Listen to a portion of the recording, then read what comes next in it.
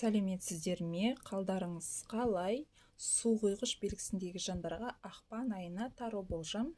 Су құйғыштар, келіп жеткен туған күндеріңіз құтты болсын. Сіздерге тек жақсылық тілеймін. Ал ақпан айына болжамымызды бастайық. Бірінші карта бізде мир старший аркан түсіп тұр. Жұмыс жағынан бір өзгерістер болады. Повышение ма, бір өзіңіздің ойыңызда жүрген бір нәрсенің аяқталуы, завершение. Көптен күткен жұмысыңыз болуы мүмкін, жаңағы бір жұмыстан нәтиже болуы мүмкін. Себебі последний суть, қандай да бір ісіңіздің, жұмысыңыздың аяқталуы, бір адамдардың бұл істің аяқталуына көмегі тиеді. Және де денсаулық жағынан өте жақсы уақыт. Мысалы, алдыңғы айларда кішкене ауырып, денсаулық жағы дұрыс болмай жүрсе, ақпан айы сіздер үшін физически өте жақсы. Жаңағы жазыласыздар, денсаулықтың нығаюы, қатаюы, жақсаруы, қандай да бір награда күтіп тұр сіздерді. Жұмыс жағынан болуы мүмкін, жеке өмір жағынан болуы мүмкін, личное отношениеда спокойствие.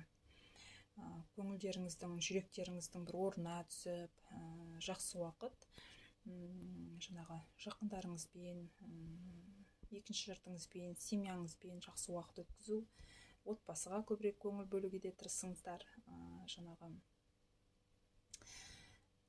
отбасымен көбірек уақыт өткізесіздер, және де ол кісілердің де, сіздің де бір көңіліңіздің толып, бір жақсы уақыт.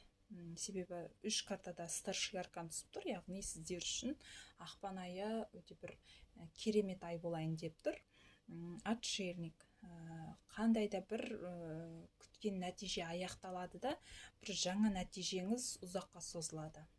Және де кез келген істі ақылмен асықпай шешуге тырысқандарыңыз жөн. Себебі бұл асығыс шешім болмайды.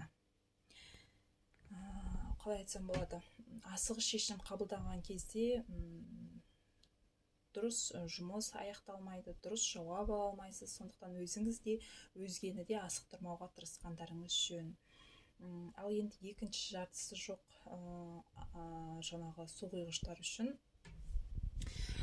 бұл уақыт кішкене қиындау болады. Себебі екінші жартыңызбен отношенияның реттелуі, жаңағы ренжісіп қалсаңыздар, мысалы татуласуларыңыз, немесе екінші жартыңызды табу деген сияқты ұзаққа созылуы мүмкін.